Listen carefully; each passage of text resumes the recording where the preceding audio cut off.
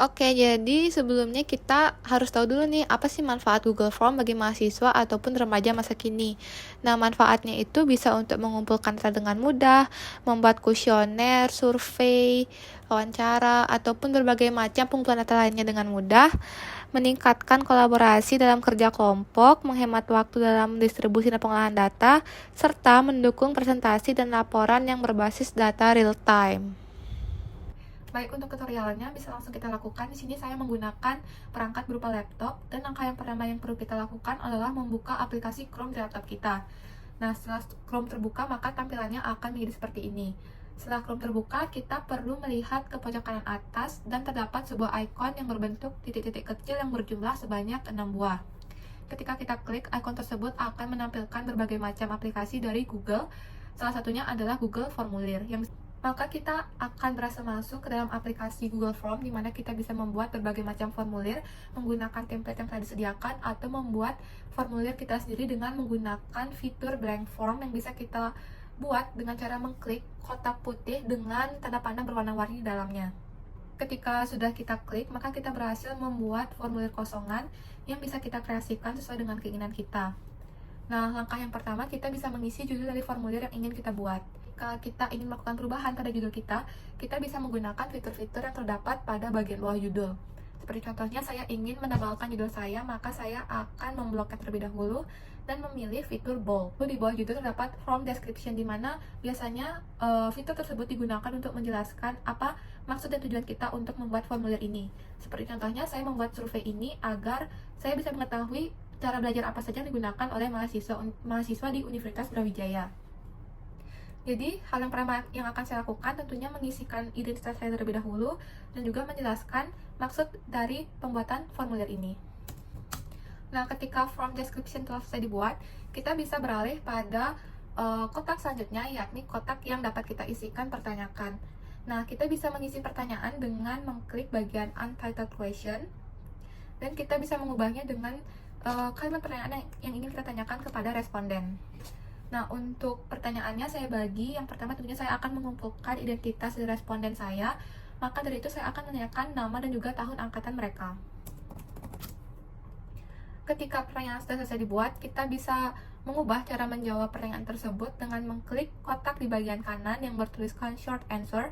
Dan ketika diklik, kotak tersebut akan menampilkan berbagai macam cara untuk menjawab pertanyaan tersebut. Seperti di sini ada short answer, paragraph, multiple choice, checkbox, drop down, dan banyak lainnya. Karena di sini merupakan nama, saya akan menggunakan fitur short answer. Untuk pertanyaan selanjutnya, saya akan menanyakan tahun angkatan mereka.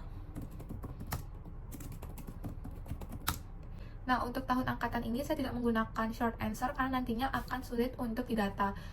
Maka dari itu saya akan memilih fitur checkbox, karena itu akan membuat tampilan Google Form menjadi lebih rapi dan juga pendataannya menjadi lebih mudah. Nah, ketika semua pertanyaan sudah selesai dibuat, maka saya akan membuat halaman baru yang isinya pertanyaan-pertanyaan yang menanyakan khusus tentang cara belajar mereka. Dengan cara kita melihat kembali kotak persegi panjang yang berada di samping question box, dan melihat pada bagian paling bawah terdapat fitur add section, maka kita akan mengklik fitur tersebut. Dan ketika fitur add section sudah ditambah, maka kita bisa memberikan subjudul untuk halaman terbaru di sini, dan description-nya saya isikan pengingat untuk mengisikan survei ini dengan jujur. Ketika subheader selesai dibuat, kita akan menambahkan pertanyaan dengan cara yang sama, yakni menggunakan fitur add question dan menuliskan pertanyaannya. Di sini saya akan menanyakan terlebih dahulu apa motivasi belajar mereka. Nah, karena ini merupakan pertanyaan yang bisa dijawab dengan pilihan ganda, maka saya akan menggunakan fitur multiple choice untuk memudahkan pendataan nantinya. Di sini saya akan menggunakan pilihan-pilihan yang umum, dan ketika kita merasa mungkin ada pilihan lain yang ingin mereka jawab tetapi tidak ada dalam pilihan yang kita berikan, maka kita bisa menggunakan fitur add other. Nantinya mereka bisa mengklik pilihan tersebut dan mengetik jawaban versi mereka sendiri. Selanjutnya saya akan membuat pertanyaan yang sama, yakni yang berfokus pada gaya belajar mereka. Dan kita bisa menambahkan pertanyaan-pertanyaan lainnya dengan mengulangi langkah-langkah yang sama seperti sebelumnya. Di sini kita bisa melihat pertanyaan-pertanyaan yang telah kita buat. Jadi kita bisa isi secara asal untuk bisa lanjut ke halaman berikutnya seperti ini. Dan nantinya ketika responden sudah mensubmit, maka mereka akan melihat confirmation message yang sudah kita edit tadinya. Nah, ketika nantinya kita sudah menerima respon dari responden, maka kita bisa melihat hasil responnya pada menu response. Dan kita bisa melihat respon dengan bentuk yang lebih rapi atau dengan data yang lebih baik melalui Google Sheets, dan bisa kita akses dengan mengklik bagian link to Sheets. Dan ketika semua sudah selesai, kita bisa mempublish terlebih dahulu dan memanage siapa saja yang bisa merespon. Di sini saya akan memberikan akses kepada semua orang, jadi tidak terbatas kepada email UB saja, tetapi email umum pun bisa merespon.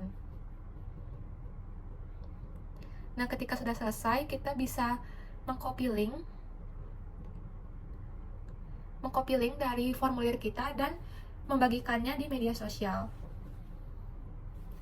Sekian tutorial dari saya ucapkan terima kasih sebelumnya dan saya mohon maaf apabila terdapat kesalahan kata dan cara penyampaian dalam video kali ini.